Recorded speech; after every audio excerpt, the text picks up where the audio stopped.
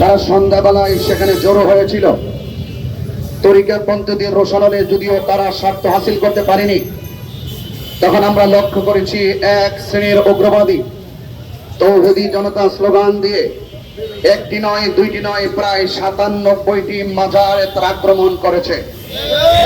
সেই সময় যদি ইন্টারিম গভর্নমেন্ট ওই সমস্ত মাজার ভাঙচুরকারীদের প্রথম থেকে লাগাম টেনে ধরতেন, তাহলে কিন্তু তারা একের পর এক মাজার ভাঙত না।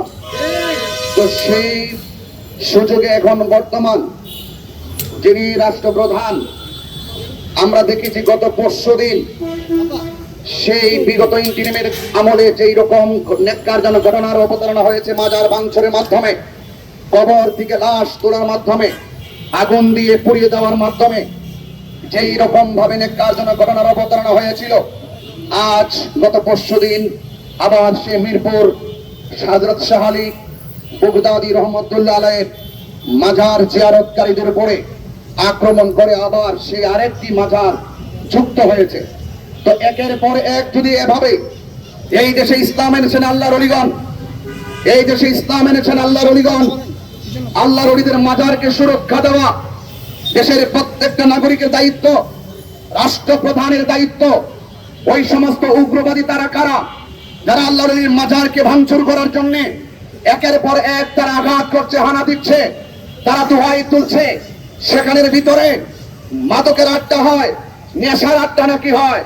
আমি বলতে চাই, মাথা ব্যথা হয়েছে বলেই গলা কেটে ফেলে দেওয়া যাবে না। মাথা ব্যথার ট্রিটমেন্ট করতে হবে।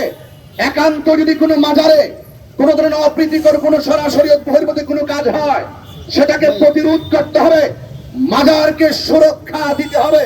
মাজারকে সুরক্ষা না দিয়ে একের পর এক দিব্যি তারা মাজার ভাঙচুর করছে, জিয়ারতকারীদের উপর আক্রমণ করছে। আমি দেখেছি গত পরশুদিন যখন ঘটনার অবতারণা হয়েছে, সেই মিরপুরের জামাতের এমপি সে বলেছে সেখানে কোনো ধরনের মাজার আক্রমণ করা হয় নাই, সেখানে নাকি মাদক বিরোধী অভিযান চালানো হয়েছে।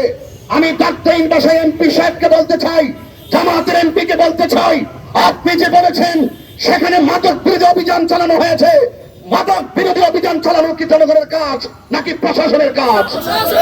তো প্রশাসনকে ফাঁকি দিয়ে তারা একের পর এক এইভাবে একের পর অন্যায় করে যাচ্ছে। আর একটি স্থানীয় প্রতিনিধি মব ভায়োলেন্সকে উস্কে দিচ্ছে।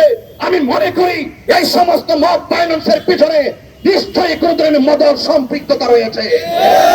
এজন্য আমি বলবো, রাষ্ট্রপ্রধানকে বলবো, অনতি বিলম্বে এই সমস্ত মাজারকে ভাঙচুর করার জন্য যারা একের পর এক অন্যায় করছে, অপরাধীদেরকে আপনারা আইনের আওতায় আনুন এবং তাদেরকে দৃষ্টান্তমূলক শাস্তির ব্যবস্থা করুন। পাশাপাশি মিরপুরের ওসি সাহেব গতকাল বলেছেন সেখানে কোনো লাঠি পেটা হয় নাই। আচ্ছা বলুন তো, সারা দেশের মানুষ দেখেছে, সারা বিশ্বের মানুষ দেখেছে, প্রকাশ্যে জিয়ারতকারীদেরকে আঘাত করেছে, স্থাপনাকে ভাঙচুর করা হয়েছে, মানুষকে রক্তাক্ত করা হয়েছে। প্রশাসনের তিনি কোন দায়িত্বশীল ব্যক্তি যিনি বলছে সেখানে লাঠি পেটা করা হচ্ছে না?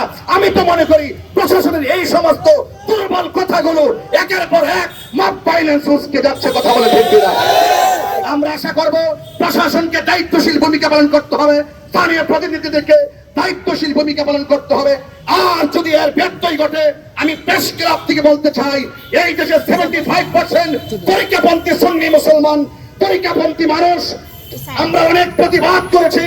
যদি প্রশাসন ওই সমস্ত উগ্রবাদীদেরকে সামাল দিতে ব্যর্থ হয়, যদি এই মব ভায়োলেন্সকে সামাল দিতে ব্যর্থ হয়, দেশ সুরক্ষায়, ধর্ম সুরক্ষায় এই দেশের 75% তরিকাপন্থী মানুষ আগামীতে প্রতিবাদ করবে না, ইনশাআল্লাহ প্রতিরোধ করবে ইনশাআল্লাহ।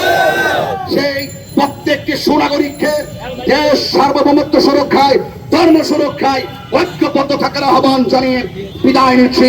আসসালামু আলাইকুম ওয়া রাহমাতুল্লাহি ওয়া বারাকাতুহু।